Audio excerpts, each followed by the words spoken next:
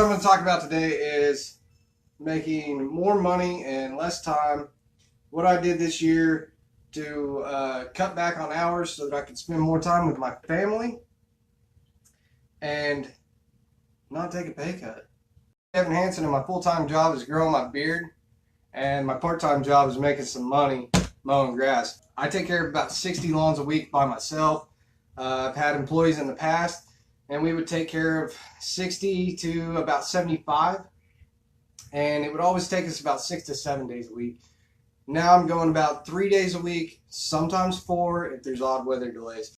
First off, straight up, you got to quit acting casual with your money. We just got a call from one of our clients that's actually owed us money for quite a while, and it's a family friend, and I'd given up on the fact that whether I was going to get paid or not. I just assumed I wasn't. So they owe us about $700 right now. They called us up. We tried to contact them several times. So my wife's real good about keeping up with the money. There's been times where we fell behind in the past because one of the flaws I have in my business is I've been too lenient with my clients.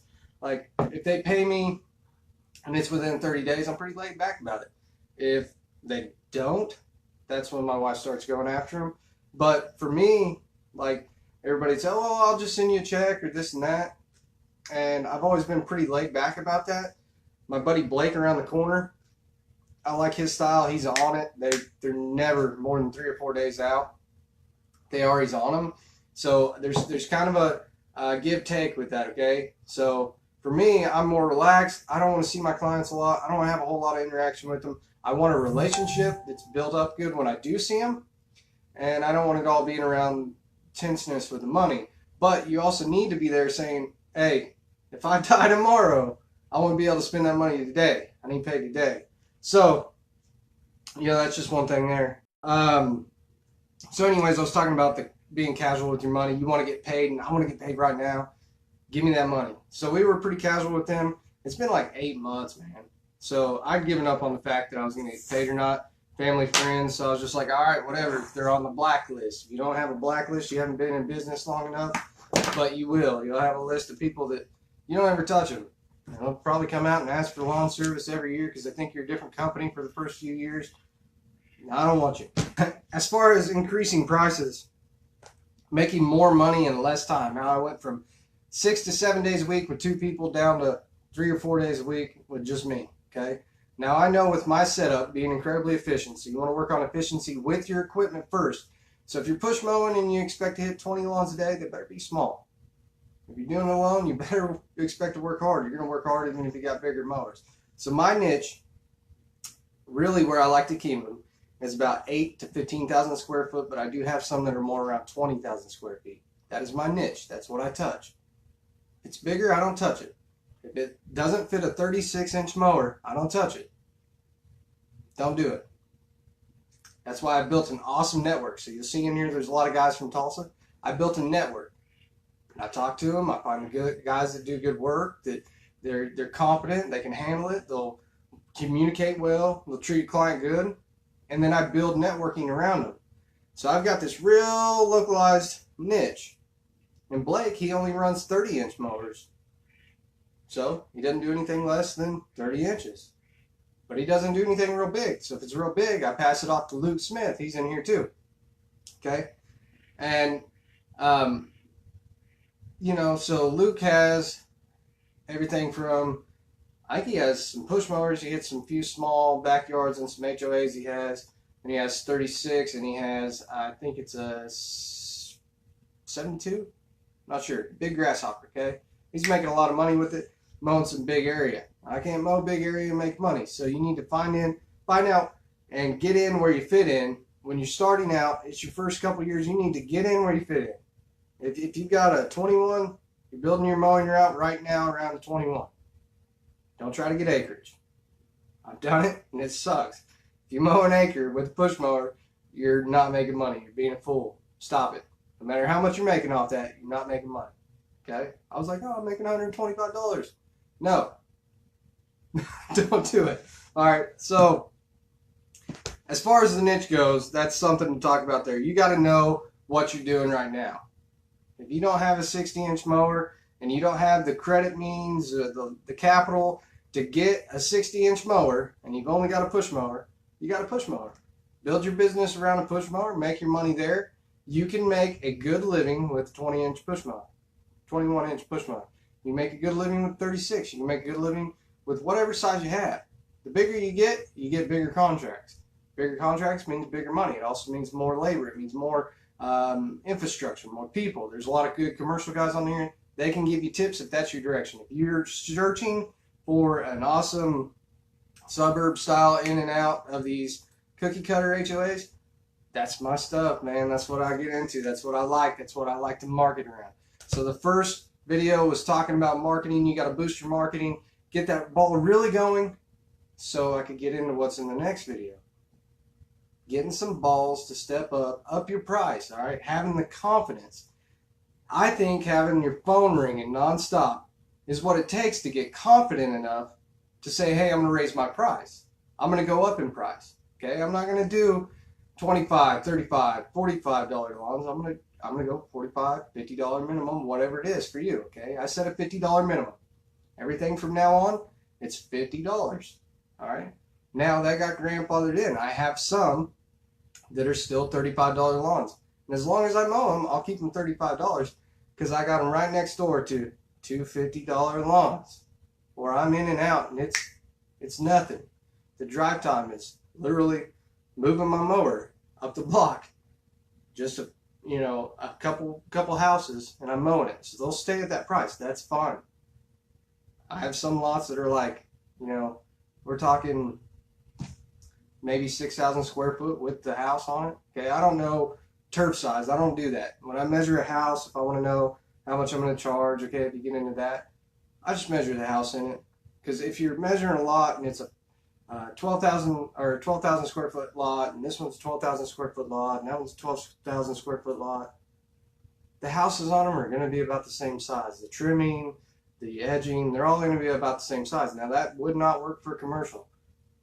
I don't know if you guys disagree with me on residential, but I know with suburb houses, they have like 3 layouts for the house and the foundation's all the same, okay?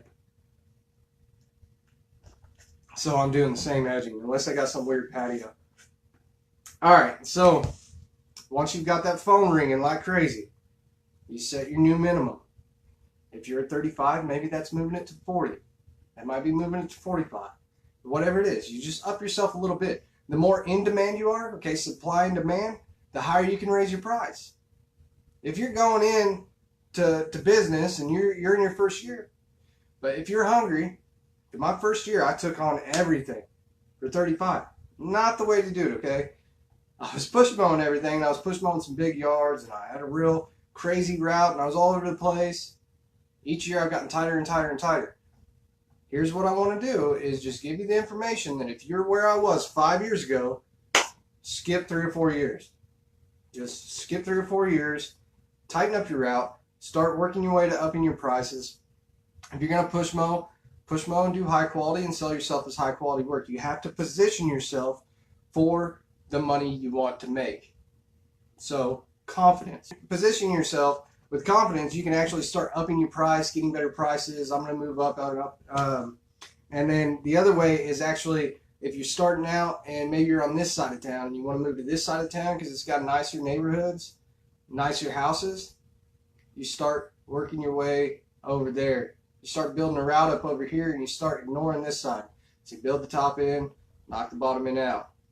So you get busier and busier. Maybe you're in a small enough town you can just conquer the whole thing. I don't know. For me, the area is too big, and I was getting a lot of drive time trying to service everything. And what I ended up finding out is that for where I was at, I was mowing not ghetto houses, but lower income houses, medium houses, and high end, and some really high end houses. It was cool. It was enjoyable. But what I found is on the extreme side of both sides, I get a lot of complainers. They all get weird about money. They think you're cheating them out of money on both sides. But right in the middle, for me, this is where it comes down to my niche too. Right in the middle, they treat me good. They let me come and take care of them. And as long as I'm showing up, check keeps coming. That's my type of client. So as you're building, And by the way, if you watched the last one, you're wanting templates for flyers. I have that ready. My wife's going to edit it up for me, and I'll drop that on the blog later. So, quick little plug on that. But what you do want to do, once you figure out where you're going to work and decide your prices are going to go up, and you go, okay, I got the phone ringing, I can start upping my minimum. And then once your minimum's going up, you can go with your previous clients and you can go, okay, we're going to do a $5 increase across the board. Or you can adjust the price accordingly. You're going to know that some houses aren't making money and some houses are. Some houses, you're going to be killing it and you're almost overcharging. You can give them a break. But the ones you're not making money on, you need to start making money, and you need to make money fast. Because if you're working for free, it's going to suck at the end of the year when you think you made a bunch of money and then you find out you didn't. You're probably like me and you ignore your books. So it's a good thing I have my wife, because I'm more the production guy. Figuring out the odds and ends to make everything flow on that side. I hate looking at the books except for that top number. I want to see what the gross is and stuff like that. And I'm finding out the more and more I get into business, all those numbers are a little more important, okay? So keep an eye on that. All right, so phone's been ringing, you're upping your prices. You want to get more in the same area. You got to start that referral machine. If you look at Blake, he posted a thing where he gets referred a lot. I mean, this guy has rebranded his business on Facebook. Showed him a few little tricks, and he found out a lot more. I mean, he dives in deep when it comes to the computer, okay? So he rebranded his name last winter, rebranded his business. His clients love him. He's got a ton of 5-star reviews because he's asking for the review, and then he's asking for the referrals. And the thing is, however you get a client is how they think you get more clients. So if you're getting them by flyers, they think you're going to get them by flyers. You're going to be less likely to talk about you. But if you're getting them off Facebook, social media, somewhere where they can be social, whenever somebody asks about lawn care, they're going to throw your name out because they think that they're helping you, which they are. People want to help people. People want to help businesses, all right? So you got to get that referral machine going. And if it's not going from social media, from picking them up that way, you need to ask for the referral. You know, hey, who do you know that could use my service? And then you shut up. That right there will get you a lot of work. Who do you know that could use my service? Or if you use Yardbook, okay, if you just started your business and you want to skip about 3 years ahead, get a software. You need a Yardbook, and you need it now because it's going to help you with scheduling, keeping track of your clients. When you pick them up, you can say, hey, I got your name, number, phone number, all this, put it in there, email. All right, upon completion, I'm going to send you an email, an invoice through email. Okay, they can pay it from there. It gets direct deposited right into your account. It's all taken care of. That's what's up, man. Skip a few years ahead, get Yardbook. But then the cool thing is you can go in. There's service autopilot and stuff like that too. So I don't know. I just use Yardbook. That's what I like. Anyways, but you can go in on the invoice and you can say, hey, blah, blah, blah, we're upping our prices. Or who do you know that could use our service? We'd really love to pick up some more in your neighborhood. You know what I mean? You can use that invoice for more work. You're coming up towards leaf removal. And you know that winter's coming after that and you want some work. Right now is a good time to say, hey, we're booking up for January and February work. We're going to fill up real fast. Would you like any extra work done? You know, clearing out the tree lines, whatever it might be. Okay, I don't know what you guys do. I'll clean out fence lines and stuff like that during the winter. I don't really do that during the summer. That's not my thing. If it's been kept up, I'll keep it up. But if it's not, then I don't do that in the summer. All right, your service agreement. Service agreement is something you have to do as you increase so that you can basically go, okay, I'm working hard. How do I cut the time in half? If you're offering every 2-week service and you get that phone ringing like crazy, drop every 2-week service. Go to weekly. It's so easy. It makes your scheduling so easy. You got the same route every week. And then that client that was, say they're a $50 mow, and they're every 2 weeks, you're getting $100 for them. Now they're every week. You get 4 cuts in a month. Sometimes you get 5. So they're 200 to 250. Okay, so they doubled right there. They doubled. And you know what you did? Weeklies take less time. It's a lot less strenuous, easier on your machines, easier on you. These are all things you know, but you're lacking confidence to pull the trigger. You need the confidence? I'm telling you, I did it. Upping my prices? I told Blake about increasing my prices a couple of years ago, and I knew I needed to do it again. I knew it was time. I went weekly, and that actually jacked with something in my structure on how I did things. It messed with the way I bid. And when I was bidding, I was actually bidding less than what I should be because I thought the terms had changed. Terms didn't change. So I started bidding different. Anyways, the thing is, you need to up them prices. You need to up them fast. That's what it all comes down to. Now, your terms of service, no more trades, man.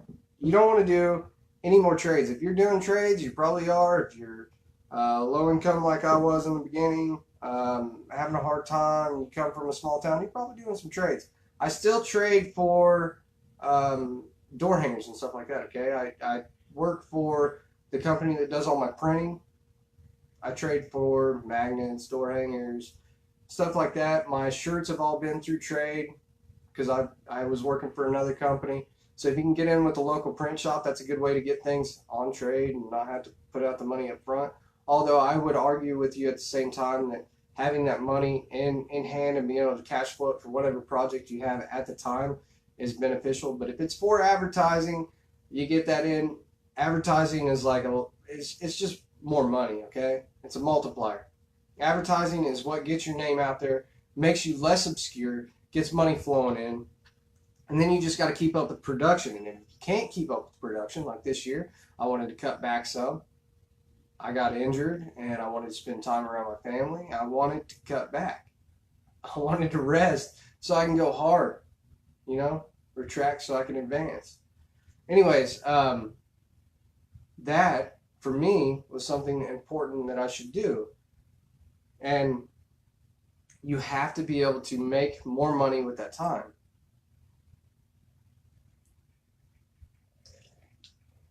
All right, so service agreement with the trades, then only weekly is a good way to go. In the beginning, if you're every 2 weeks, that's okay.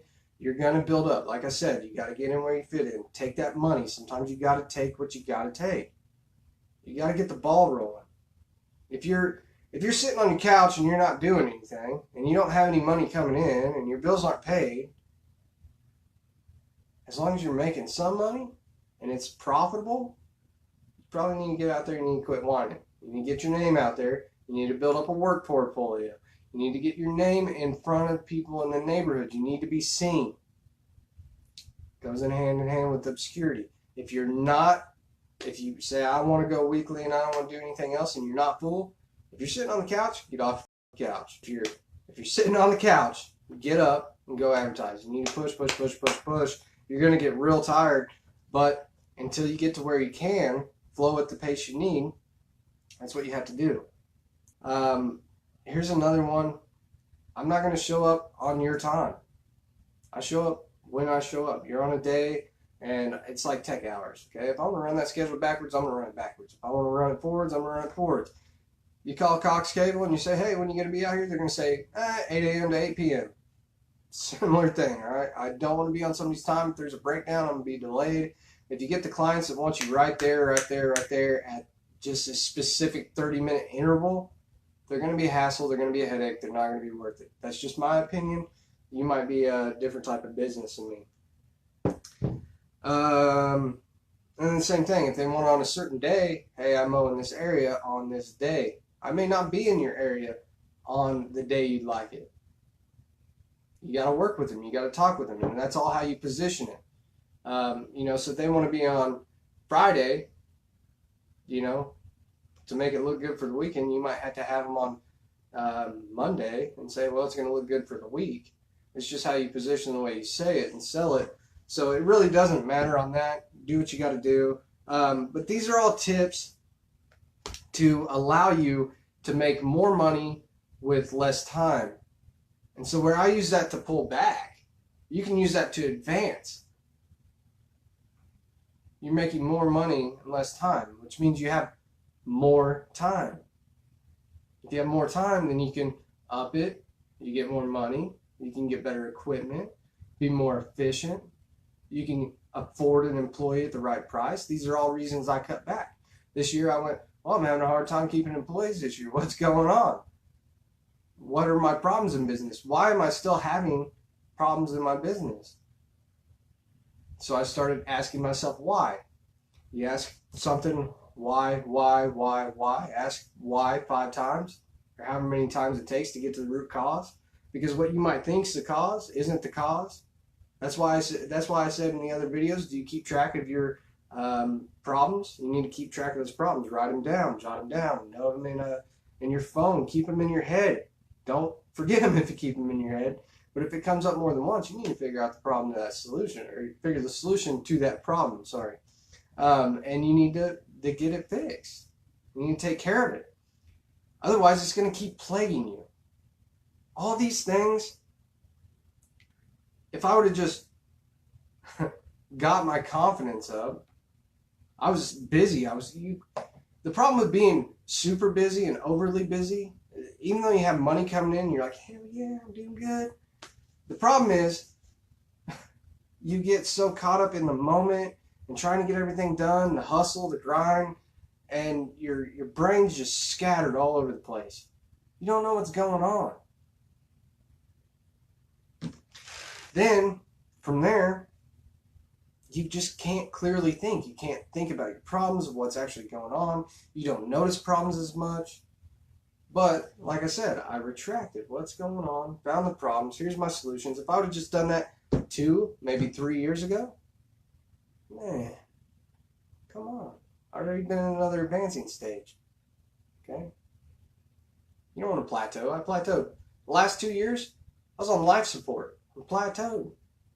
This year, I'm making more money and working less. It's sickening to me. It's sickening to think how many hours I put in, how much stress I dealt with employees and dealing with everything. And employees are their own whole another issue. If you've never had employees, you really got to step yourself up as well. With employees, I talked about my mistakes, and one of my mistakes was